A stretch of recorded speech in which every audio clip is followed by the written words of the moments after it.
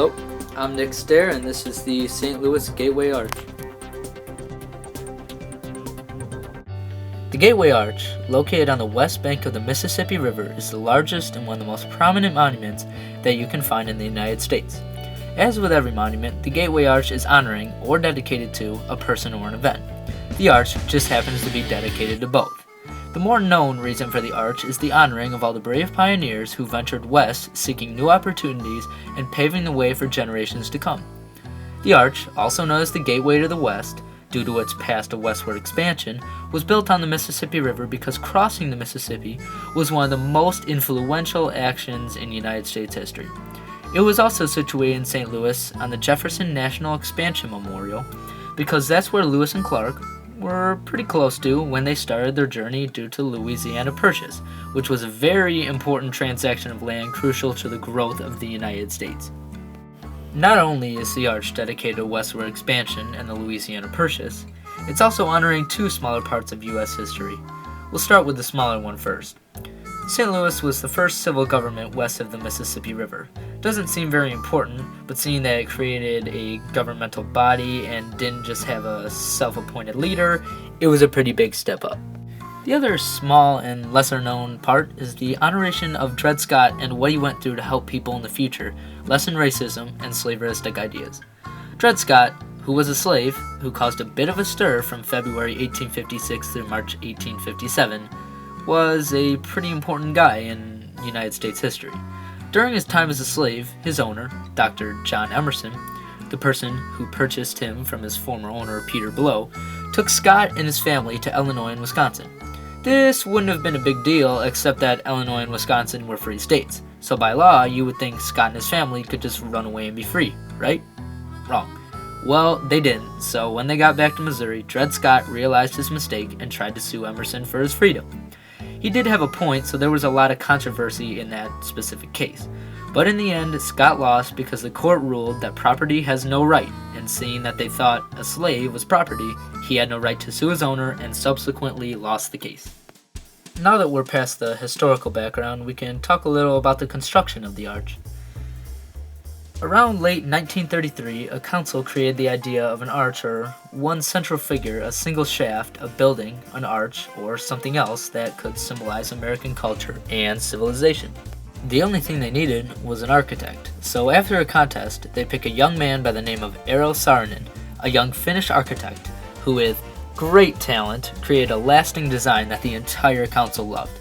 After all, the funding was collected and some controversy was put aside.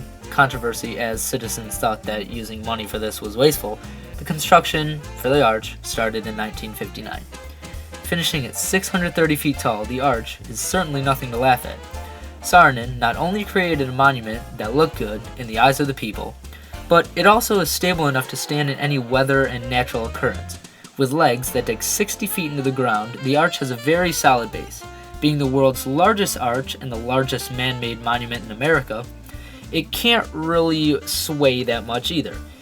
Even during storms of up to 150 mile-per-hour winds, the arch only sways 9 inches either side due to each cross-section of the arch being an equilateral triangle, a thick carbon steel layer, and the width and height being the same height and length at 630 feet.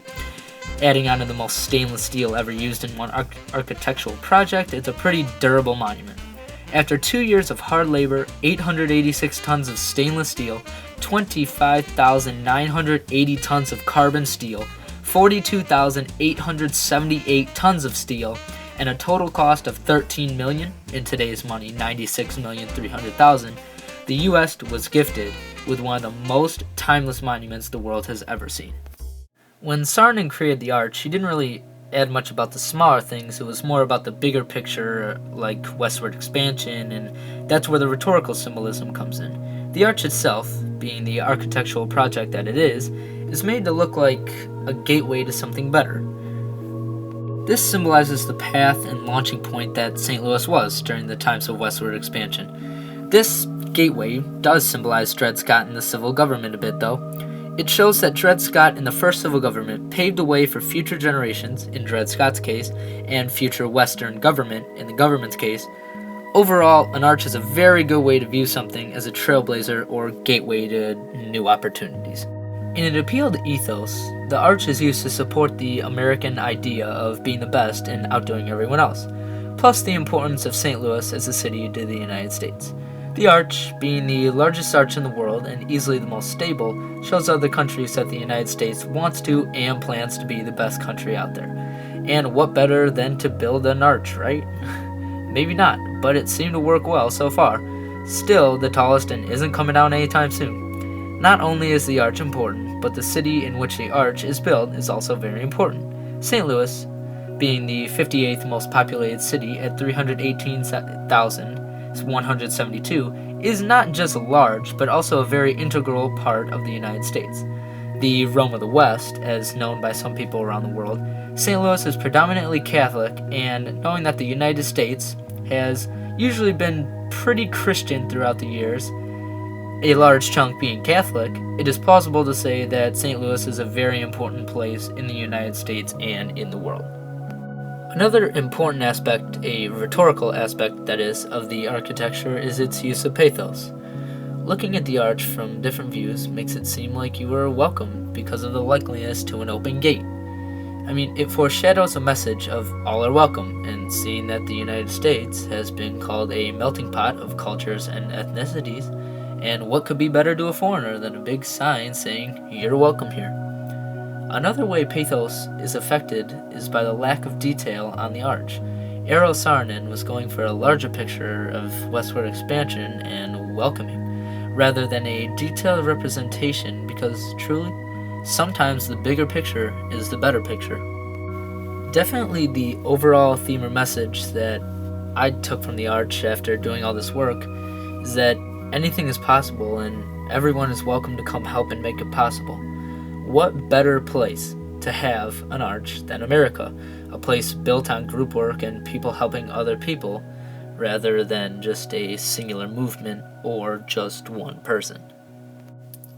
Before this project, I thought of the Gateway Arch as just another huge chunk of metal that you could go up in a cart in, walk in the middle of, and take pictures out of a window from. But this project has changed my views a lot. I now know that it is not just a big chunk of metal, but it's a symbol of the hard work, dedication, and rebirth after failure that has powered the United States until today, and will power the United States until the United States ends. In conclusion, I think that how relevant the monument is today should be addressed last. In 2013, 4 million people visited the arch, and its numbers keep growing each and every year, making it one of the largest attractions in the world. In my opinion, saying that the arch is still relevant has never been easier.